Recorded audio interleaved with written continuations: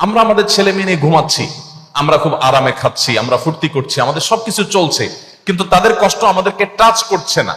এই যে টাচ করছে না, এটা আপনার ভেতরে ইমান যে একেবারে ধুয়ে মুছে সাফ হয়ে গেছে, আপনি শুধু জাস্ট খোলস নামে মাত্র মুসলমান, এটা প্রমাণ হলো যে আপনার ভিতরে কোনো ন্যূনতম কোনো পরিবর্তন আসছে না, কোনো প্রকার ভাবলেশ হচ্ছে না, আপনার ফিলিংস হচ্ছে না। আপনার তো ঘুম হারাম হয়ে যাওয়ার কথা, আপনার তো খাবার উঠে যাওয়ার কথা, আমরা তো পাগল হয়ে যাওয়ার কথা। এই দৃশ্যগুলো দেখার পর আমার তো ঠিক থাকতে পারার কথা না। শয়তান আমাদেরকে বলে তোমার কি করার আছে, তুমি একটা সামান্য, একে তো বাংলাদেশের মতো একটা ছোট্ট দুর্বল দেশ, আবার সে দেশের একজন অতি সাধারণ একজন নাগরিক, একজন নগণ্য মানুষ, তুমি এই আন্তর্জাতিক সমস্যার সমাধান করার মতো ক্ষমতা তো তোমার হাতে নাই, তোমার কি করার আছে? কি বলেছে? আপনার কিছু করার নাই। আপনার যে কত কিছু করার আছে সেটা আপনি নিজেও ভাবেন নাই। আমরা খুব দ্রুততার সাথে ভুলে যাই, আমরা কাউকে মাথা তুলতেও দেরি করি না, আবার মাথা থেকে আছাড় দিতেও আমরা দেরি করি। ফিলিস্তিনের মুসলিম ভাই বোনরা মানব ইতিহাসে বর্বরতম একটা অত্যাচার এবং নিষ্ঠুরতার মধ্য দিয়ে তাদের দিনাতিপাত করছেন। সেখানে মানুষ লতা পাতা খেয়ে কোনো মতে জীবন ধারণ করতে হচ্ছে, ঘাস খেয়ে বাচ্চারা বেঁচে থাকতে হচ্ছে। বাচ্চা আছে, বাচ্চার বাবা মা কেউ বেঁচে নেই, এরকম ঘরে ঘরে। এমনকি অনেক বাচ্চা থাকার ঘরটুকু পর্যন্ত অভিশপ্তরা বোমা মেরে সেটাকে মাটির সাথে মিশিয়ে দিয়েছে। ক্ষুধার তাড়নায় মানুষ যখন দিক বিদিক ছুটোছুটি করছে, বাহির থেকে কোনো খাবার সেখানে ঢুকতে দেওয়া হচ্ছে না। ত্রাণ দেওয়ার জন্য সারা পৃথিবী উন্মুখ হয়ে আছে, কিন্তু সেই ত্রাণ পর্যন্ত ভেতরে ঢুকতে দেওয়া হচ্ছে না। একটা ত্রাণের গাড়ি কোনো মতে ভেতরে ঢুকেছে, সেখানে যখন ক্ষুধার্ত মানুষেরা চতুর্দিক থেকে একত্র হয়েছে, তাদের উপরে বোম্বিং করে তাদেরকেও শেষ করে দেওয়া হয়েছে। হসপিটালে অ্যানেস্থেসিয়ার অভাবে ছোট ছোট বাচ্চারা, তাদের যখন অপারেশন করতে হচ্ছে, অ্যানেস্থেসিয়া দেওয়ার মতো মেডিসিন না থাকার কারণে ডাক্তার সরাসরি ছুরি দিয়ে কেটে এই জীবন্ত বাচ্চা ছেলেটাকে, মেয়েটাকে, বাচ্চা শিশুটাকে আর্তনাদের মধ্যেই কাটাকাটি করতে হচ্ছে। এরপরও বাহির থেকে কোনো মেডিসিন পর্যন্ত ঢুকতে দেওয়া হচ্ছে না। এই কাজগুলো তারা করছে যারা পৃথিবীতে মানবতার সবক সকাল বিকাল আমাদেরকে দেয়, মানবাধিকারের সবক আমাদেরকে সকাল বিকাল শিখায়। আমরা যাদের কাছ থেকে তথাকথিত গণতন্ত্র শিখি, আমরা তাদের কাছ থেকে ব্যক্তি স্বাধীনতার কথা শিখি। এই মানুষগুলোর আসল মানবতার রূপ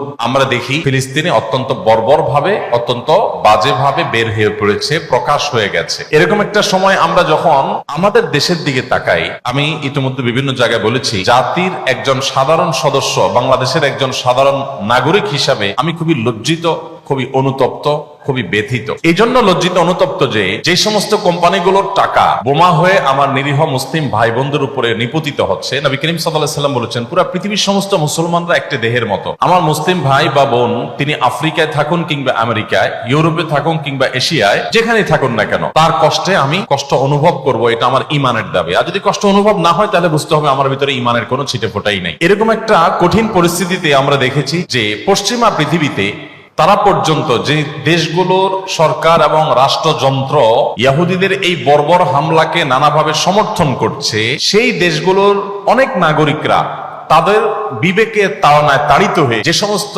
কোম্পানি তাদের বিভিন্ন পণ্য বেচা টাকা এটা ইহুদিদেরকে প্যাট্রোনাইজ করছে এই শিশু হত্যার জন্য, নারী হত্যার জন্য, এই নিধন যজ্ঞের জন্য, সাধারণ মানুষ নিজেদের দায়িত্বে স্বতঃস্ফূর্ত ভাবে নিজ বিবেকের তাড়নায় তাদের পণ্যগুলোকে বয়কট করছে। আমি মালয়েশিয়াতে দেখেছি, থাইল্যান্ডে দেখেছি, জাপানে দেখেছি যে এই বর্বরচিত হামলার পর রিসেন্ট আমার এই দেশগুলোতে যাওয়ার সুযোগ হয়েছে। আমি দেখেছি যে তাদের রেস্টুরেন্টগুলোতে, ইহুদি রেস্টুরেন্টগুলোতে, ইহুদি কোম্পানিগুলোতে রীতিমতো মাসি মার। টার্কির এক ভাই কদিন আগে আমার অফিসে আসছেন, তিনি বললেন, ভাই, ম্যাকডোনাল্ডস এর মতো এরকম রেস্টুরেন্টে যেখানে আমাদের ইস্তাম্বুলে সিরিয়াল পড়ে থাকতো সারাদিন, একটা বার্গারের জন্য দাঁড়িয়ে থাকতে হতো অনেক সময় ধরে, সেই রেস্টুরেন্টে এখন আপনি যদি যান, আপনি অবাক হবেন, রীতিমতো মাসি মারছে তারা, মানুষ ঢুকছে না। আপনি যদি মিডিল ইস্টে চলে যান, দেখবেন তাদের র্যাকগুলোতে একটার সাথে দুইটা ফ্রি অফার দিয়েও কোনো গ্রাহক তারা টানতে পারছে না। এটা যে কত বড় একটা ইফেক্টিভ কাজ ছিল, সেটা আমরা দেখেছি। এই কোম্পানিগুলো যখন একের পর এক তাদের অবস্থান ক্লিয়ার করা শুরু করার জন্য ইনিয়ে বিনিয়ে তারা নিজেদের অবস্থানকে পরিবর্তন করার চেষ্টা করছে যে না, আমরা এটার সাথে নাই, আমরা সমর্থন করি ফিলিস্তিনকে, অন্তত তাদের মুখ দিয়ে এই যে কথাটা বলানো গেছে, এটা একটা বড় সাফল্য। আমরা যখন ফিলিস্তিনের মানুষদের এই দুরবস্থা দেখতে পাই, বিভিন্ন ভিডিও দেখতে পাই, এগুলো দেখার মতো না, এত নির্মম। আমরা আমাদের ছেলে মেয়ে নিয়ে ঘুমাচ্ছি, আমরা খুব আরামে খাচ্ছি, আমরা ফুর্তি করছি, আমাদের সবকিছু চলছে, কিন্তু তাদের কষ্ট আমাদেরকে টাচ করছে না।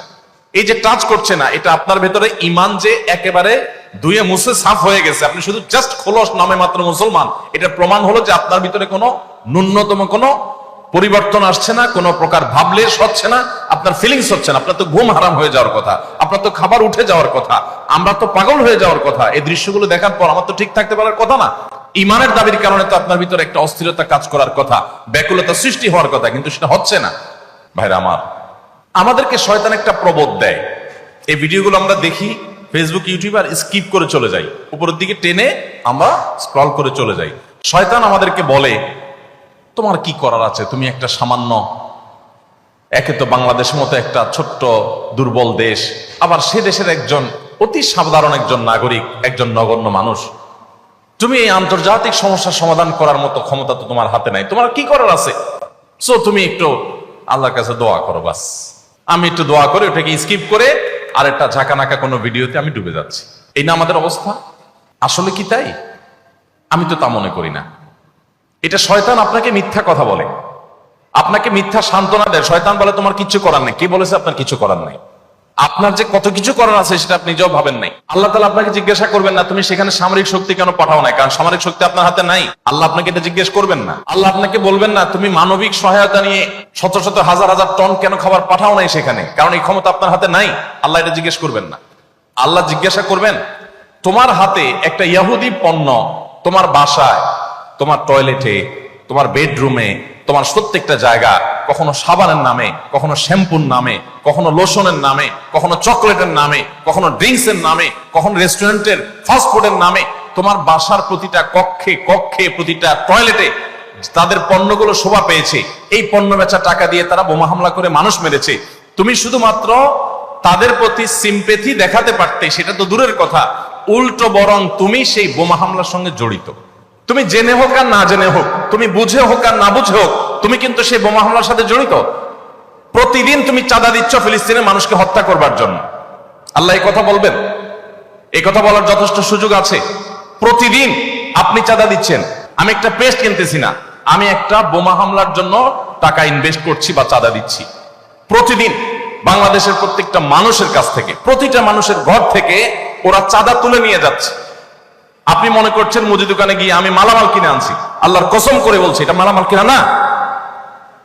এটা আপনি দেখছেন মালামাল কিনা, আমি এটাকে মালামাল কিনা দেখছি না। আপনি দেখছেন আপনি পেপসি বা কোকা কোলা বা সফট ড্রিঙ্কস এদের যেগুলো আছে সেগুলো আপনি ডক ডক করে গিলছেন। আমি দেখছি সেগুলা লাল কালারের ওই পেপসি না, এগুলো হলো ফিলিস্তিনের মানুষের রক্ত। আপনি দেখছেন সেগুলো হয়তো কোক, আমি দেখছি সেগুলো রক্ত। বাংলাদেশের মানুষ এরকম ভুলো জাতি পৃথিবীতে আরেকটা আছে কিনা আমি জানি না। আমরা খুব দ্রুততার সাথে ভুলে যাই। আমরা কাউকে মাথা তুলতেও দেরি করি না, আবার মাথা থেকে আছাড় দিতেও আমরা দেরি করি না। এটা আমাদের একটা দুর্বলতা। আমাদের এই দুর্বলতাটা আমাদের কাটিয়ে ওঠার চেষ্টা করা দরকার। আমরা কয়দিন খুব জোরে সোরে বয়কট করে এরপরে আবার আমাদের সবকিছু সয়ে যায়। এক ভাই খুব চমৎকার বলেছেন, আমরা মানিয়ে নিয়েছি শোক, আবার উদরে ঢালছি কোক। আমার এখানে আসার উদ্দেশ্য ব্যাখ্যা করতে এই কথাগুলো আমি বললাম। আমার ইমানের দাবি, আমার দেশের প্রতি ভালোবাসার দাবি, আমি আমার দেশীয় পণ্যগুলো কিনবো, আমি এগুলো কিনবো না। আপনি নামাজ পড়তেছেন, আপনি সিজদা করতেছেন, আপনি অনেক কিছু করতেছেন, দিন শেষে আপনি মুসলমানদের হত্যার সঙ্গে জড়িত। আপনি নিরীহ মা শিশুগুলোকে হত্যার সাথে জড়িত, আপনি জানছেন না। আমরা মুসলমানরা যদি শুধুমাত্র তাদের পণ্যগুলো বয়কটটা যদি যথাযথভাবে করতে পারি, তাহলে তারা অন্তত 50% এমনিতেই সাইজ হয়ে যাবে, এমনি সোজা হয়ে যাবে, যদি আপনি তাদের পণ্যগুলো বয়কটটা যথাযথভাবে করতে পারেন। আমি যে বলেছিলাম একটা কথা, বাংলাদেশী হিসেবে আমি লজ্জিত, অনুতপ্ত। সেটা এই জন্য বলেছি যে গোটা পৃথিবীতে যেখানে বয়কট করে তাদের ব্যবসা লাঠে উঠায় দিয়েছে, আমার এই স্বদেশ এটা নাকি দ্বিতীয় বা তৃতীয় বৃহত্তর মুসলিম দেশ। সবচেয়ে বেশি পৃথিবীতে যে দেশগুলোতে মুসলমানের সংখ্যা বেশি তার ভিতরে দ্বিতীয় বা তৃতীয় আমার দেশ।